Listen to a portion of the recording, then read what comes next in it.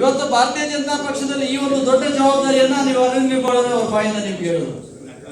ಅದು ನನಗೆ ಸಂತೋಷ ಏನಂತಂದ್ರೆ ಎಲ್ಲಿ ಧ್ವನಿಯುತ ಸಮಾಜ ಇದೆಯೋ ಆ ಸಮಾಜವನ್ನ ಸರಿಯಾದ ರೀತಿಯಲ್ಲಿ ತಗೊಂಡೋಗ್ಬೇಕು. ಭಾರತೀಯ ಜನತಾ ಪಕ್ಷವನ್ನ ಬೆಂಬಲಿಸತಕ್ಕಂಥ ಕೆಲಸವನ್ನ ಎಸ್ಸಿ ಮೋರ್ಚಾ ಹೆಚ್ಚಾಗಿ ಮಾಡಬೇಕಾಗ್ತದೆ. ಆ ದಿಕ್ಕಿನಲ್ಲಿ ನಾವು ಇವತ್ತು ಈ ಸಮಾಜವನ್ನ ಕಟ್ಟುವಂತ ಕೆಲಸ ಮಾಡಬೇಕಾಗಿದೆ. ಅದಕ್ಕಾಗಿ ನಿಮ್ ಜೊತೆ ಸಂವಾದ ಮಾಡಬೇಕಂತ ಇವತ್ತು ಎಸ್ಸಿ ಮೋರ್ಚಾ ನಮ್ಮ ರಾಜ್ಯದಲ್ಲಿ ಎಲ್ಲೋ ಒಂದ್ ಕಡೆ ಲಿಂಬಾವಳಿ ಗಮನಿಸಿ ಹೇಳಿದಂತ ಮಾತು ಎಲ್ಲೋ ಒಂದ್ ಕಡೆ ಅದು ಸಕ್ರಿಯವಾಗಿಲ್ಲ. ನಾನು ಆರೋಪ ಮಾಡಲ್ಲ, ಅದಕ್ಕೆ ಮಾಧ್ಯಮಗಳೆಲ್ಲ ಹೋಗ್ಲಿ ಅಂತ ಆಗಲೇ ಮಾತಾಡಿಲ್ಲ. ನಾನು ಎರಡೇ ಮಾತಾಡಿದ ಮಾರ್ಕ್ಸ್ ಮುಗಿಸೋದ ಕಾರಣ ಅವ್ರು ಹೋಗ್ಲಿ, ಆಮೇಲೆ ನಾವು ಮಾತಾಡೋಣ. ನಮ್ಮಲ್ಲಿ ನಾವು ಭಿನ್ನಾಭಿಪ್ರಾಯ ಯಾವ್ದು ನಮ್ಮಲ್ಲಿ ಇಟ್ಕೊಳ್ಳೋದು ಬೇಡ, ನಾವೆಲ್ಲ ಒಟ್ಟಾಗಿರೋಣ. ಎಸ್ಸಿ ಮೋರ್ಚಾ ಇನ್ನಷ್ಟು ಶಕ್ತಿ ಕಲಿಸೋಣ. ಎಸ್ಸಿ ಮೋರ್ಚಾ ನಾಳೆ ಬೆಳಗ್ಗೆ ಇವತ್ತು ಸರ್ಕಾರ ಬಂತು, ಕೇಂದ್ರ ಸರ್ಕಾರ ಬಂದು 4 ವರ್ಷಗಳು ಕಳೆದಿದ್ದಾರೆ. 4 ವರ್ಷಗಳಿಂದ ಇದುವರೆಗೂ ನಮ್ಮ ಎಸ್ಸಿ ಮೋರ್ಚಾದಲ್ಲಿ ಒಬ್ಬ ಪದಾಧಿಕಾರಿಯನ್ನ ಕೇಂದ್ರದಲ್ಲಿ ನಾಮಿನೇಷನ್ಗೆ ನಾವು ಕಳಿಸಲಿಲ್ಲ. ಕೇಂದ್ರದಲ್ಲಿ ಸರ್ಕಾರದಲ್ಲಿ ನಮ್ಮ ಪಾಲನ್ನು ನಾವು ತಗೊಳ್ಳಿಲ್ಲ.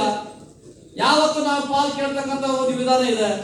ಇವತ್ತು ಕೇಂದ್ರದಲ್ಲಿ ಇವತ್ತು ನಮ್ಮ ಸರ್ಕಾರ 4 ವರ್ಷ ನಿರಂತರವಾಗಿ ಅಧಿಕಾರ ಮಾಡ್ತಾ ಇದೆ. ಅಧಿಕಾರ ಮಾಡ್ತಾ ಇರ್ಬೇಕಾದ್ರೆ ಮಹಿಳಾ ಮೋರ್ಚಾದವರು, ಯುವ ಮೋರ್ಚಾದವರು, ಬೇರೆ ಬೇರೆ ಮೋರ್ಚಾಗಳಿಂದ ನಮ್ಮ ರಾಜ್ಯದವರು ಪದಾಧಿಕಾರಿಗಳಿಗೆ ಆಯ್ಕೆ ಆಗಿದ್ದಾರೆ. ಅಲ್ಲಿ ಕೇಂದ್ರದಲ್ಲಿ ಸರ್ಕಾರದಲ್ಲಿ ನಾಮಿನೇಷನ್ ಮೆಂಬರ್ ಆಗಿದ್ದಾರೆ. ನಮ್ಮ ಮೋರ್ಚಾದಲ್ಲಿ ಇದುವರೆಗೆ ಯಾಕೆ ಆಗಿಲ್ಲ? ನನ್ನ ಸಹೋದರ ಕೇಳಲೇ ಇಲ್ಲ. ಎಸ್ ಟಿ ಮೋರ್ಚಾದ ರಾಷ್ಟ್ರೀಯ ನಾಯಕರಾಗಿದ್ರು, ಇವತ್ತು ರಾಜ್ಯದ ಪ್ರಧಾನ ಕಾರ್ಯದರ್ಶಿ ಆಗಿದ್ರು, 2 ಸಾರಿ ಪ್ರಧಾನ ಕಾರ್ಯದರ್ಶಿ ಆಗಿದ್ದಾರೆ.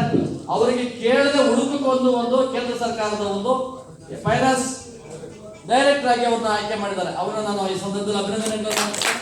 ಎಸ್ ಟಿ ಮೋರ್ಚಾದ ಪ್ರಧಾನ ಕಾರ್ಯದರ್ಶಿ ನಾರೇಂದ್ರ ಅವರು ಇವತ್ತು ಅವರಿಗೆ ಹುಡುಕಿಕ್ ಬಂದಿದೆ. ಆದ್ರೆ ನಮ್ಮ ಎಸ್ ಸಿ ಮೋರ್ಚಾಗೆ ಯಾರು ಕೊಟ್ಟಿದ್ದಾರೆ? ಯಾವ ನಮ್ಮ ಮೋರ್ಚಾ ಪದಾಧಿಕಾರಿಗಳನ್ನ ಆಯ್ಕೆ ಆಗಿದೆ?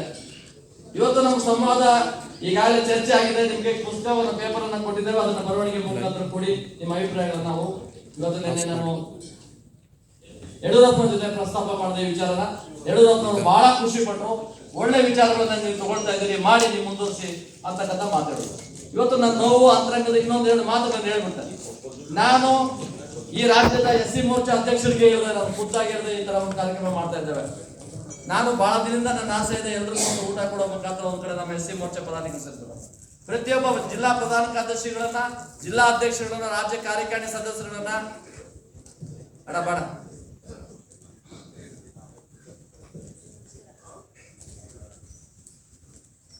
ಇವತ್ತು ನಾವು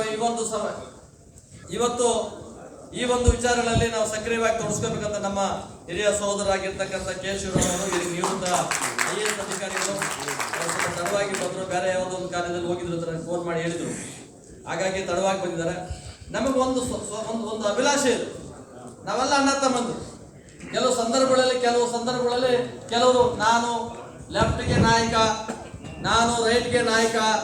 ಈ ಲೆಫ್ಟ್ ನಾಯಕರು ಅವ್ರದ್ದು ಯೋಚನೆ ಒಂದು ಸಭೆ ಮಾಡ್ತಾರೆ, ಲೆಫ್ಟ್ನವ್ರಿಗೆ ಅನ್ಯಾಯ ಆಗ್ಬಿಡಿದೆ ಬಿಜೆಪಿಯಲ್ಲಿ ಅಂತ.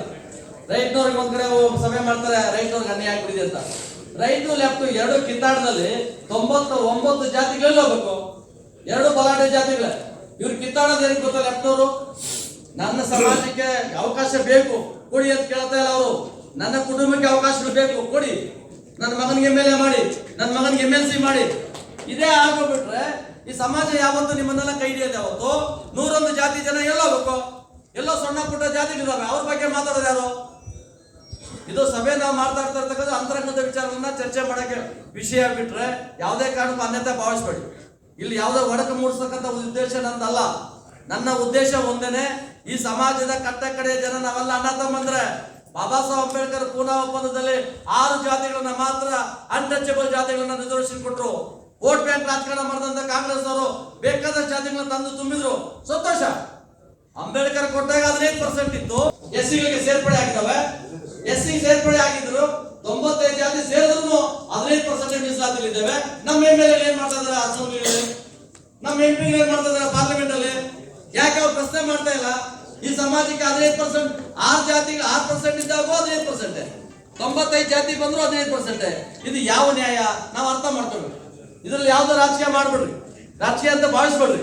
ಶ್ರೀರಾಮ್ ಅವ್ರು ಏನೋ ಯಾರ ಮೇಲೋ ಉದ್ದೇಶಪೂರ್ವಕವಾಗಿ ಟೀಕೆ ಮಾಡೋದಕ್ಕೆ ಸಭೆ ಮಾಡಿದಾರೆ ಅಲ್ಲ. ನಿಮ್ ಜೊತೆ ವಿಷಯ ಹೇಳ್ತೇನೆ, ನೀವು ಅದನ್ನ ಕೇಳಿ, ನೀವು ಅದನ್ನ ಮನವರಿಕೆ ಮಾಡಿ, ಅದಕ್ಕೆ ಬೆಂಬಲವನ್ನ ಕೊಡಿ. ಈ ಸಮಾಜ ಬದುಕನ್ನ ಸರಿ ಮಾಡೋದಕ್ಕೆ ಒಂದು ವ್ಯವಸ್ಥೆ ಆಗಲಿ. ಇವತ್ತು ಬಾಬಾ ಸಾಹೇಬ್ ಅಂಬೇಡ್ಕರ್ ಕೊಟ್ಟಂತ ಕನಸುಗಳನ್ನ ನನಸು ಮಾಡತಕ್ಕಂಥ ವಿಧಾನಗಳಲ್ಲಿ ನಾವು ಸಕ್ರಿಯವಾಗಿ ಸಂಪೂರ್ಣವಾಗಿ ತೊಡಸ್ಕೋಬೇಕಾಗ್ತದೆ. ಅಂಬೇಡ್ಕರ್ ಇಲ್ಲ ಅಂದಿದ್ರೆ ನಾವ್ಯಾರು? ಈ ಜಗತ್ತಲ್ಲಿ ಅಂಬೇಡ್ಕರ್ ಹುಟ್ಟದ ಹೋಗಿದ್ರೆ ನಾವ್ಯಾರು? ಅಂಬೇಡ್ಕರ್ ಹುಟ್ಟಿದ್ರಿಂದ ಇವತ್ತು ನಾವು ಸಮಾಜವನ್ನ ಇವತ್ತು ಈ ರೀತಿ ಪ್ರತಿನಿಧಿಸೋದಕ್ಕೆ ಒಂದು ಅಶೋಕ ಹೋಟೆಲ್ ಕೂತ್ಕೊಂಡು ಬಡಿಗರ್ ಹೋಟೆಲ್ ಊಟ ಮಾಡುವಂತ ವ್ಯವಸ್ಥೆ ಅಥವಾ ಕೂತ್ಕೊಂಡು ಚರ್ಚೆ ಮಾಡುವಂತ ಆಗಿದೆ. ಇವತ್ತು ಅಂಬೇಡ್ಕರ್ ಅವರ ಭಿಕ್ಷೆ ನಮ್ಗೆ ಇವತ್ತು ನಮ್ಮ ಜನ್ಮ ಕೊಟ್ಟಿರ್ಬೋದು, ಆದ್ರೆ ನಮ್ಮ ತಾಯಿ ತಂದೆ ಜನ್ಮ ಕೊಟ್ಟಿರೋದಕ್ಕಿಂತ ಮುಖ್ಯವಾಗಿ ಇಡೀ ದೇಶದ ಕನ್ಯಾಕುಮಾರಿಯಿಂದ ಕಾಶ್ಮೀರ ತನಕ ಎಲ್ಲೇ ಹೋಗ್ಲಿ ಬಾಬಾ ಸಾಹೇಬ್ ಅಂಬೇಡ್ಕರ್ ಹೇಳಿದ ತಕ್ಷಣ ಕುಡಿದು ಕುಪ್ಪಳಿಸ್ತಾರೆ. ನಾನು ಮೊನ್ನೆ ಗುಜರಾತ್ ಚುನಾವಣೆಗೆ ಹೋಗಿದ್ದೆ. ಗುಜರಾತ್ ಚುನಾವಣೆಗೆ 13 ದಿವಸ ನಾನು ಚುನಾವಣೆಯಲ್ಲಿ ಭಾಗವಹಿಸೋದಕ್ಕೆ ಅವಕಾಶ ಕೊಟ್ಟಿದ್ರು ಭಾರತ ಸರ್ಕಾರ, ಭಾರತದ ಜನತಾ ಪಕ್ಷ ನಮಗೆ ಒಂದು ಅವಕಾಶ ಕೊಟ್ಟರು. ಅಲ್ಲಿ ನನಗೆ 6 ಕ್ಷೇತ್ರಗಳನ್ನ ಕೊಟ್ಟರು. 6 MLA ಕ್ಷೇತ್ರಗಳಲ್ಲಿ 5 MLA 6 MLA ಕ್ಷೇತ್ರಗಳಲ್ಲಿ 5 MLA ಕ್ಷೇತ್ರ ಸಂಪೂರ್ಣವಾಗಿ ಕಾಂಗ್ರೆಸ್ನವರು. ಆ ಕಾಂಗ್ರೆಸ್ ಇದ್ದಂತ ಸ್ಥಳಗಳಿಗೆ ನೀವು ಹೋಗಿ ಚುನಾವಣೆ ಮಾಡಿ ಅಂತ ನಾನು ಮುಂದೆ ಕಳಿಸಿದ್ರು. ನಾವು ಅಲ್ಲಿ ಹೋದ್ರೆ ನನಗೆ C ಕ್ಯಾಟಗರಿ ಕೊಟ್ಟರು. ಅಂದ್ರೆ ಎ ಅಂದ್ರೆ ಪೂರ್ತಿ ಪ್ರಮಾಣವಾಗಿ ಬಿಜೆಪಿಗೆ ವೋಟ್ ಹಾಕತಕ್ಕಂಥವ್ರು, ಬಿ ಅಂದ್ರೆ ಒಂದು 50% ವೋಟ್ ಹಾಕ್ತಕ್ಕಂಥವ್ರು, 70-80% ಹಾಕೋದು ಎ ವೋಟರ್ಸ್, 5ರಿಂದ 10% 15% ವೋಟ್ ಹಾಕಂತವ್ರು ಸಿ ವೋಟರ್ಸ್ ಅಂತ. ಈ ಸಿ ವೋಟರ್ಸ್ ಜಾಗಕ್ಕೆ ನಾನು ಕಳಿಸಿದಾಗ ನಾವು ಹೋದ್ವಿ. ಹೆಂಗೆ ಅವ್ರನ್ನ ಅಲ್ಲಿನ ಭಾಷೆ ನಮ್ಗೆ ಅರ್ಥ ಆಗಲ್ಲ, ನಮ್ಮ ಉರ್ದು ನಮ್ಮ ಹಿಂದಿ ಇವೆರಡು ಮಿಕ್ಸ್ ಮಾಡಿ ಮಾತಾಡೋದ್ರಿಂದ ಈ ಭಾಷೆ ಅವ್ರಿಗೆ ಅರ್ಥ ಆಗಲ್ಲ. ಏನ್ ಮಾಡೋದಂತ ಹೋಗಿ ಮನೆಗೆ ಹೋಗಿ ಬಾಬಾ ಸಾಹೇಬ್ ಅಂಬೇಡ್ಕರ್ ವಿಚಾರಗಳನ್ನ ತಿಳಿಸಿ ಅವನ್ನೆಲ್ಲ ಒಟ್ಟುಗೂಡಿಸಿ, ಹೆಂಗಸನ್ನ ಮಕ್ಕಳನ್ನ ದೊಡ್ಡವ್ರನ್ನ ಹಿರಿಯನ್ನೆಲ್ಲ ಕೂಡಿಸಿ ಅವ್ರೊಂದ್ ಕಡೆ ಕೂಡಿಸಿ ನೋಡಿದ್ರೆ ಅಲ್ಲಿ ನರಕ. ನೀವು ಅಂದ್ಕೊಂಡಷ್ಟು ಗುಜರಾತ್ ಅಲ್ಲಿ ಬಹಳ ಸುರಕ್ಷಿತವಾಗಿಲ್ಲ. ದಲಿತರ ಕೇರಿಗಳು ಇನ್ನೂ ನರಕ ಸದೃಶವಾಗಿದ್ದಾವೆ. ಬಡವರ ನೋವುಗಳನ್ನು ನೋಡಕ್ ಆಗೋದಿಲ್ಲ, ಅವರ ಬದುಕುಗಳನ್ನು ನೋಡಕ್ ಆಗೋದಿಲ್ಲ, ಅವರ ಪರಿಸ್ಥಿತಿ ನೋಡಕ್ ಆಗೋದಿಲ್ಲ. ಕಾರಣ ಏನಂತಂದ್ರೆ ಅಲ್ಲಿ ಭಾರತೀಯ ಜನತಾ ಪಕ್ಷ ಅಧಿಕಾರ ಮಾಡ್ತಾ ಇದ್ರು. ಆ ಕ್ಷೇತ್ರದಲ್ಲಿ ಇರ್ತಕ್ಕಂಥವರು ಸಂಪೂರ್ಣವಾಗಿ ಕಾಂಗ್ರೆಸ್ MLAಗಳು ಈ ದಲಿತರನ್ನ ಮಾತ್ರ ಓಟ್ಗಾಗಿ ಬಳಸ್ಕೊಂಡಿದ್ದಾರೆ. ಅವ್ರು ಯಾವತ್ತೂ ಆ ದಲಿತರ ಉದ್ಧಾರಕ್ಕಾಗಿ ಅವರ ಕ್ಷೇಮಕ್ಕಾಗಿ ಮೂಲಭೂತ ಸೌಕರ್ಯಗಳಿಗಾಗಿ ಕೆಲಸ ಮಾಡಿಲ್ಲ. ಹಾಗಾಗಿ ಅವ್ರಿಗೆ ಮನವರಿಕೆ ಮಾಡಿದ್ವಿ.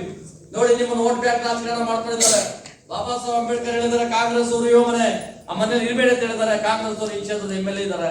ನಿಮ್ಗೆ ಯಾವ ಸ್ಥಿತಿಯಲ್ಲಿ ಇದ್ದೀರಿ? ಇವತ್ತು ಬದಲಾವಣೆ ಮಾಡೋಣ. ಇವತ್ತು ನರೇಂದ್ರ ಮೋದಿ ಅವರು ನಿಮ್ಮ ರಾಜ್ಯದಿಂದ ಬಂದಂತವರು ಪ್ರಧಾನಮಂತ್ರಿಗಳಾಗಿದ್ದಾರೆ. ಅವರನ್ನ ನಾವು ಇವತ್ತು ಬದಲಾವಣೆ ದಿಕ್ಕಿನಲ್ಲಿ ಇವತ್ತು ನೀವು ಓಟ್ ಹಾಕಿ ಗೆಲ್ಸಿ ಈ ಕ್ಷೇತ್ರದಲ್ಲಿ ಕಾಂಗ್ರೆಸ್ MLA ಕಿತ್ತೋಗಿರಿ.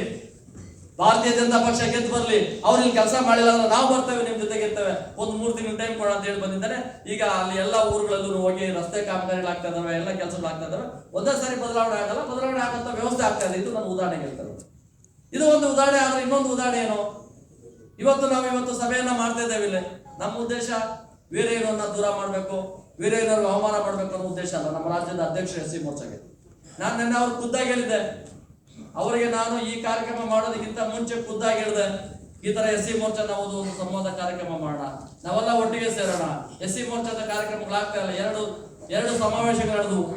ಒಂದು ಗುಲ್ಬರ್ಗದಲ್ಲಿ ಒಂದು, ಹಾವೇರಿಯಲ್ಲಿ ಒಂದು. ಹಾವೇರಿ ಸಮಾವೇಶಕ್ಕೂ ನಮ್ಮಲ್ಲಿ ಬಹಳಷ್ಟು ಸಂಖ್ಯೆಯಲ್ಲಿ ನಮ್ಮ ಪದಾಧಿಕಾರಿಗಳನ್ನ ಜೋಡಿಸಿಲ್ಲ. ಕಂಪ್ಲೇಂಟ್ ನನ್ನ ಹತ್ರ ಹೇಳ್ತಾರೆ, ನಮ್ಗೆ ಹೇಳಿಲ್ಲ. ಇವತ್ತು ಗುಲ್ಬರ್ಗದ ಕಾರ್ಯಕ್ರಮಕ್ಕೂ ಹೇಳಿಲ್ಲ ಅಂತ ಹೇಳಿದ್ರು. ಇವತ್ತು ನಾನೊಬ್ಬ ರಾಷ್ಟ್ರೀಯ ಪ್ರಧಾನ ಕಾರ್ಯದರ್ಶಿ, ಇವತ್ತು ಸೌತ್ ಇಂಡಿಯಾಗೆ ದಕ್ಷಿಣ ಭಾರತದ ಇನ್ಚಾರ್ಜ್ ನಾನು. ನನಗೂ ಸಭೆ ಕರೆದಿರ್ಲಿಲ್ಲ, ನನಗೂ ಹೇಳಿರ್ಲಿಲ್ಲ. ಈ ನೋವ ಯಾರು ಹೇಳ್ಕೊಳ್ಳೋದು ನಾವು? ಇವತ್ತು ನಾನು ನಿಮ್ಮ ಅರ್ಥಮನ್ನಲ್ವಾ? ನಾನೇನಾದ್ರೂ ಸಮಾಜಕ್ಕೆ ಈ ಭಾರತೀಯ ಜನತಾ ಪಕ್ಷಕ್ಕೆ ನಮ್ಮ SC ಮೋರ್ಚಾಗೆ ಅವಮಾನ ಮಾಡಿದ್ದೇನಾ, ಅನ್ಯಾಯ ಮಾಡಿದ್ದೇನಾ, ಎಲ್ಲಾದ್ರೂ ನಿಮಗೆ ಅಪಮಾನ ಮಾಡುವಂತ ಕೆಲಸ ನಾನು ಮಾಡಿದ್ದೇನಾ? ಯಾಕೆ ನೀವು ನನ್ ಕರೆದಿಲ್ಲ ಅಂತ ನಾನು ಕೇಳಿದೆ. ಇಲ್ಲ, ನಿಮ್ಗೆ ವಾಟ್ಸಪ್ ಅಲ್ಲಿ ಮೆಸೇಜ್ ಹಾಕ್ತೀವಿ, ನೀವು ವಾಟ್ಸಪ್ ನೋಡಲ್ಲ. ನೀವು ವಾಟ್ಸಪ್ ಅಲ್ಲಿ ನನಗೆ 30-35 ಸಾವಿರ ಮೆಸೇಜ್ ಬರುತ್ತೆ ಒಂದು ದಿನಕ್ಕೆ.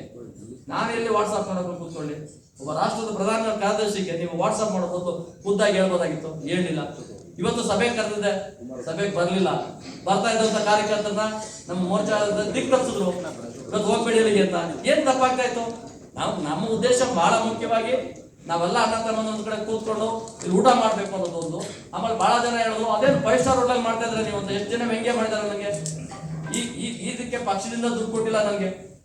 ನಮ್ಮಲ್ಲೇ ಇವತ್ತು ನಮ್ಮ ಕೋದಂಡರಾಮ್ ಅಂತವರು, ನಮ್ಮ ಜೀವರಾಜ್ ಅಂತವರು, ಶ್ರೀರಾಮ್ ಅಂತವರು, ಪಟಪಟ್ ಶ್ರೀವಂತ ಅಂತವರು, ನಾವೇ ಶೇರ್ ಮಾಡ್ಕೊಂಡಿದ್ವಿ. ನನ್ನ ದುಡ್ಡು ಅಲ್ಲ, ಈ ದುಡ್ಡು ನನ್ನ ಒಬ್ಬನ ದುಡ್ಡು ಅಲ್ಲ, ಇದೆಲ್ಲ ನಮ್ಮ ಕಾರ್ಯಕರ್ತರ ದುಡ್ಡು.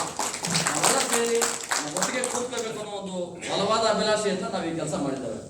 ಇವತ್ತು ಈ ಬಲವಾದ ಅಭಿಲಾಷೆ ಚರ್ಚೆ ಇವತ್ತು ಮುಕ್ತವಾಗಿರ್ಲಿ. ನಾನು ಹೆಚ್ಚಿಗೆ ಮಾತಾಡೋಂಥ ನೋವು ಇದೆ, ಆದ್ರೆ ನೋವುಗಳನ್ನ ಕಮ್ಮಿ ಮಾಡ್ತೇನೆ. ನಿಮ್ಮ ನೋವುಗಳು ಬಹಳಷ್ಟು ಇದಾವೆ, ಎಲ್ಲರೂ ಹೇಳ್ಬೇಕು.